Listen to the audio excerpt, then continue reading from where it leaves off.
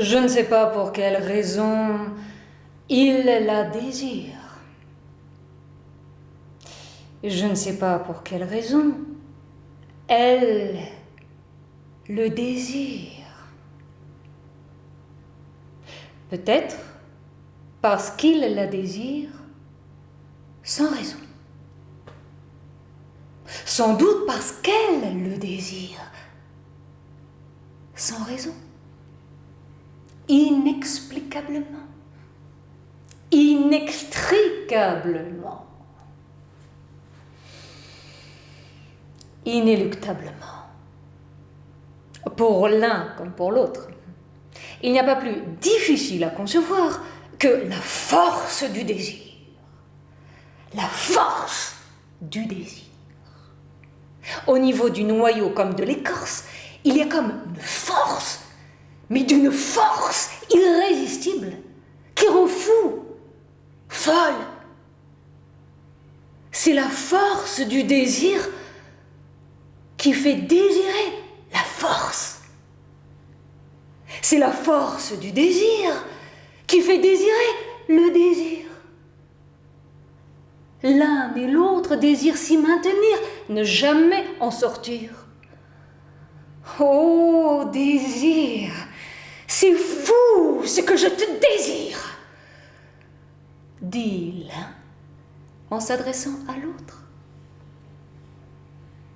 Ce n'est donc pas le cogito, le je pense d'un Descartes qui les définit le plus, mais le desidero, le je désire d'un Spinoza qui les définit le mieux.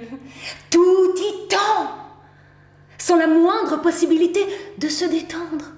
Tension maximale qui rend la vie vitale.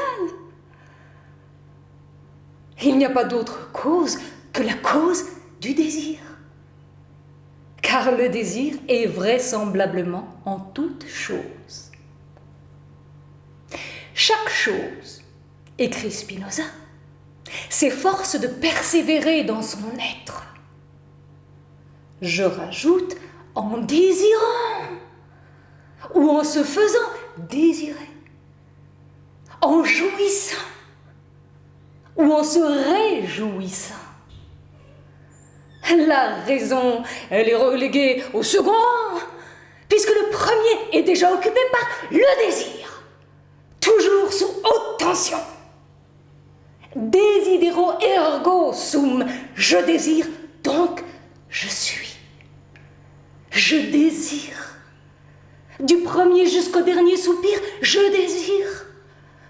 Je ne suis que désir, sans mystère et sans mystique. Il la désire, elle le désire.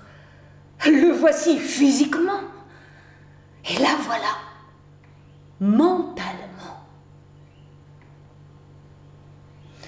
Et si la légende dit qu'ils s'aiment,